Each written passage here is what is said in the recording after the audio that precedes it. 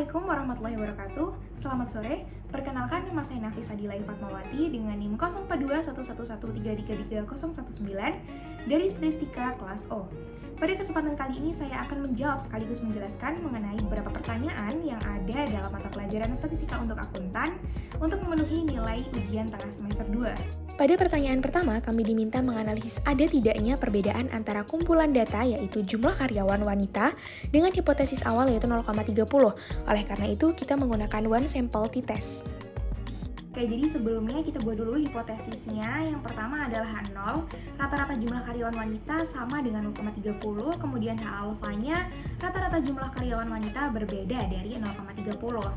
Nah, selanjutnya kita masukin dulu data yang ada, yaitu karyawan wanitanya berapa jumlahnya ke dalam SPSS. Kemudian kita pilih uji statistika, yaitu uji one sample t-test. Kemudian kita klik untuk mendapatkan p-value-nya. Nah, dari sini kita bisa tahu bahwa dari hasilnya yaitu t-value minus 8,647 dengan sig-nya to tail 0,000 atau kurang dari 1%. Nah, yang ini kita dapat simpulkan yaitu rata-rata jumlah karyawan wanita berbeda signifikan dengan hipotesis 0,30 sehingga H-alpha diterima dan H0 ditolak. Selanjutnya, kami diminta menganalisis apakah ada perbedaan mean antara dua kelompok bebas.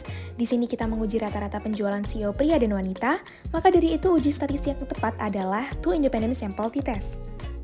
Oke, jadi sebelumnya kita buat dulu hipotesisnya. Yang pertama adalah H0, yaitu tidak ada perbedaan antara rata-rata penjualan CEO pria dengan rata-rata penjualan CEO wanita.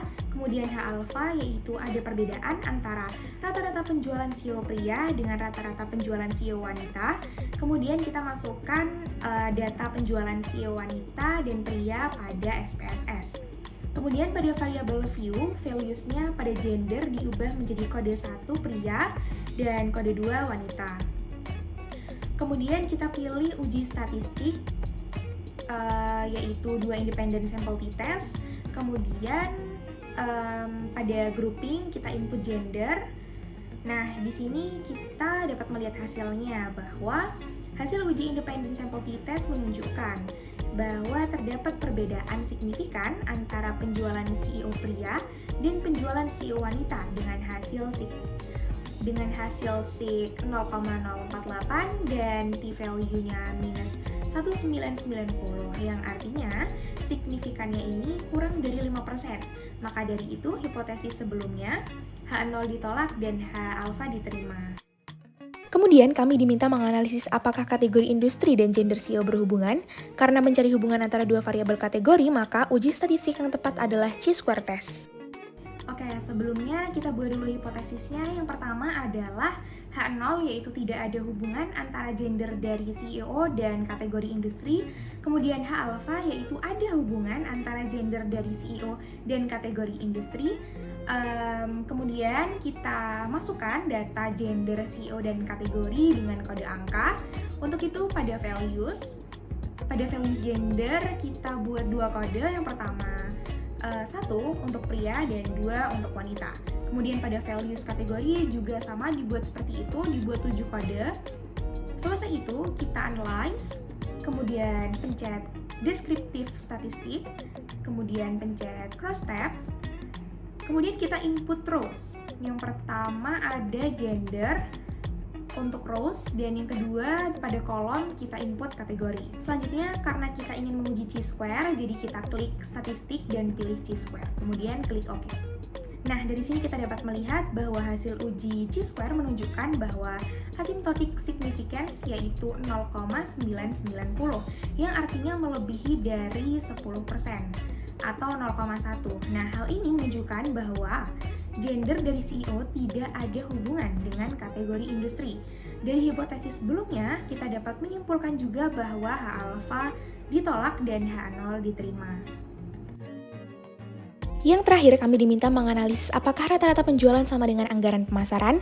Karena dua sampel yaitu penjualan dan pemasaran berhubungan, maka uji statistik yang tepat digunakan adalah pair t-test. Oke, Oke, sebelumnya kita buat dulu hipotesisnya. Yang pertama adalah H0, yaitu tidak ada perbedaan antara rata-rata anggaran pemasaran dengan rata-rata penjualan. Kemudian H alpha, yaitu ada perbedaan antara rata-rata anggaran pemasaran dengan rata-rata penjualan. Nah, kemudian kita input data SPSS penjualan dan anggaran pemasaran untuk mengetahui perbedaan antara keduanya. Setelah itu kita analyze dengan klik compare means, kemudian klik parity test.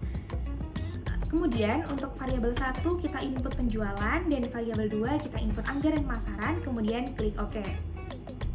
Pada output pertama kita diperlihatkan hasil ringkasan dua data, yaitu nilai rata-rata penjualan yaitu 2,35 dan rata-rata anggaran pemasaran 99014 1072,1. Dan jumlah datanya ada 180. Kemudian pada output kedua adalah hasil korelasi antara kedua variabel, yakni penjualan dan anggaran pemasaran.